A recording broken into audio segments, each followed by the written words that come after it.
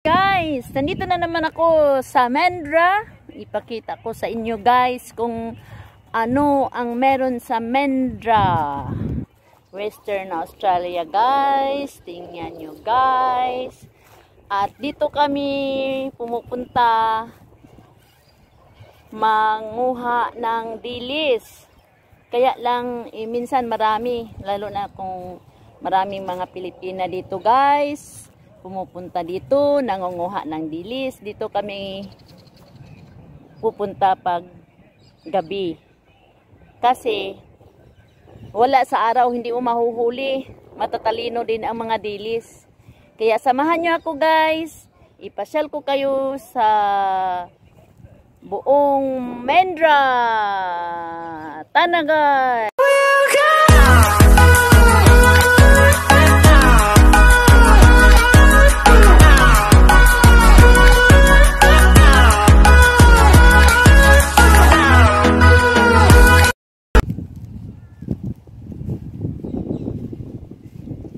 Yan siya.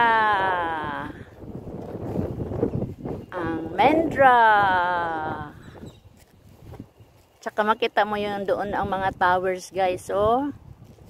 Ang ganda-ganda talaga ng mga towers doon. Yan. At dito rin kami pumupunta pag nagkukuha kami ng dilis. Kaya ipakita ko sa inyo guys ang lugar na ito guys. Ang ganda-ganda nga dito guys. Talaga. Dito pumupunta yung mga nag-holiday na taga ibang lugar. Diyos ko, muntik na ako matamaan sa ibon na yan.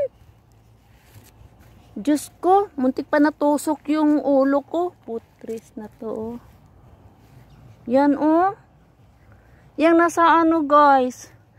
Muntik pa na ano yung ulo ko. Nanunusok yan ng ulo, eh.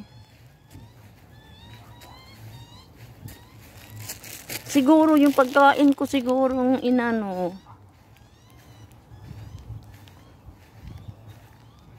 Yan, guys.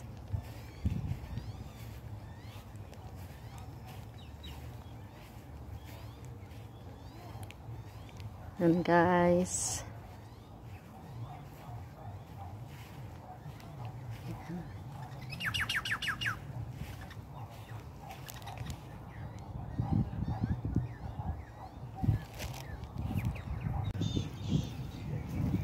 Yan sa guys, tingnan nyo yung building doon guys.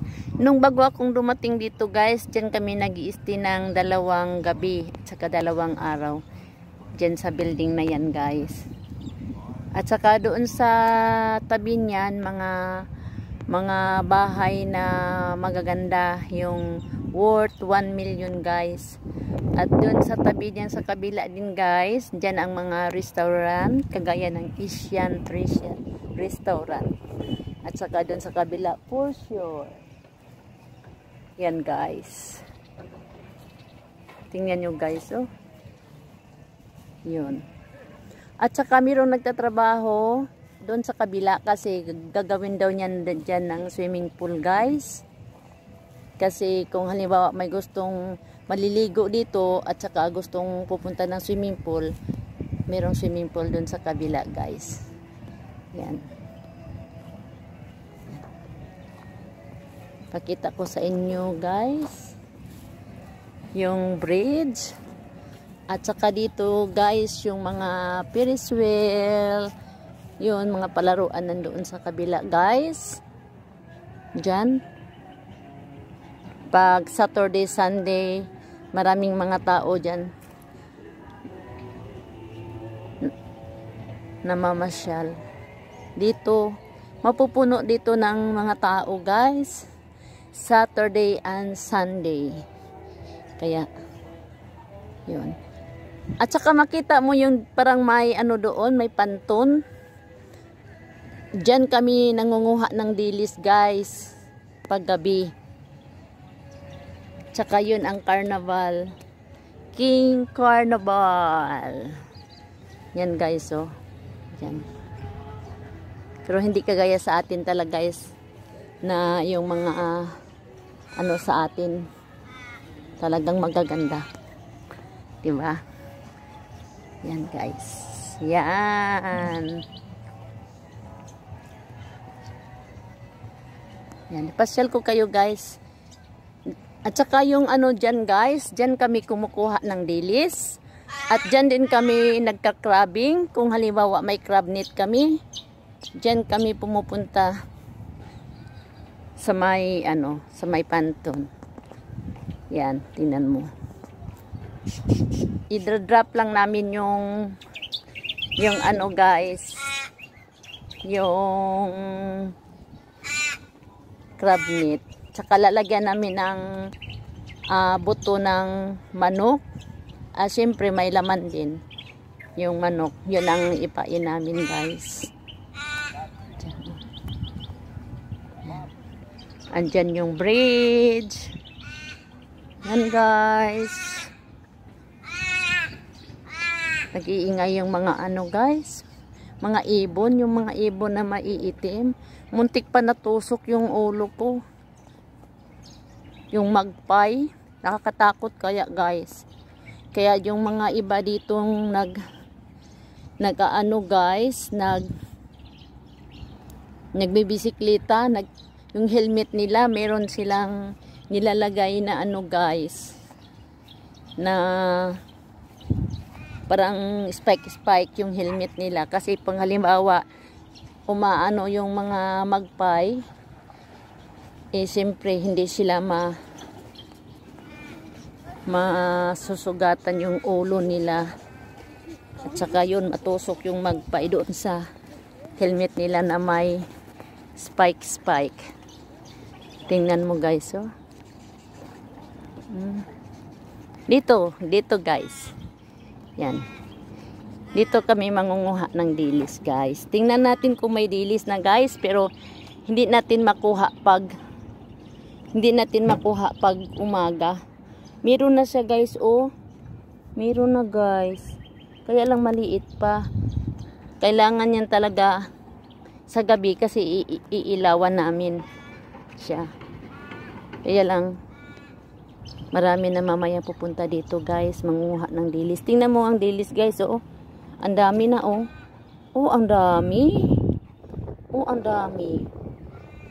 Ang daming dilis guys. Oh. Kaya lang, oh, ang daming dilis. Kaya lang di pa natin makukuha pag ano.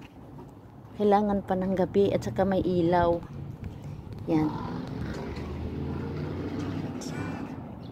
Dito kami manguha ng ano guys. At crab. Dito namin ihuhulog yung crab. At saka yung pag halimbawa nagkuha kami ng crab guys, hindi pwedeng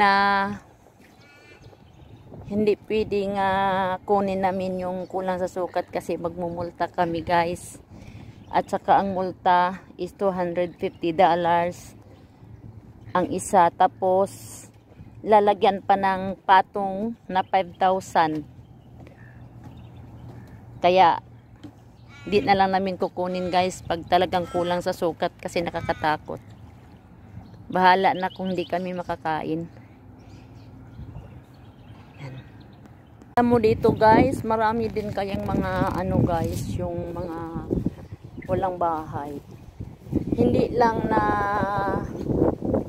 sa Pilipinas lang. Marami din dito. Talaga lang. Nakakaawa din. Natutulog sila kahit saan-saan guys.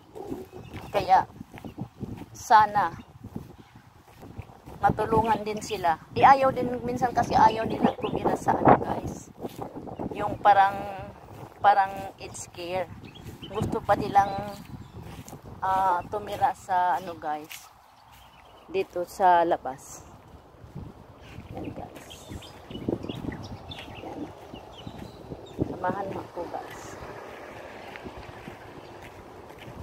Yan. Yan ang Australia. Yan ang Mr. Australia guys. Yan. Diba guys?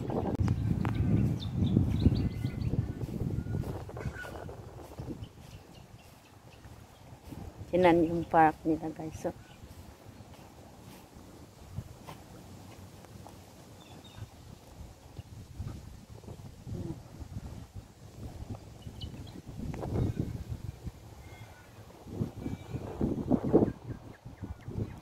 yan.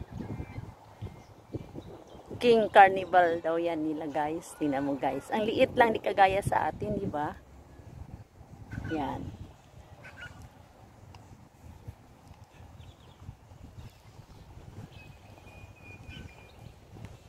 Yan guys.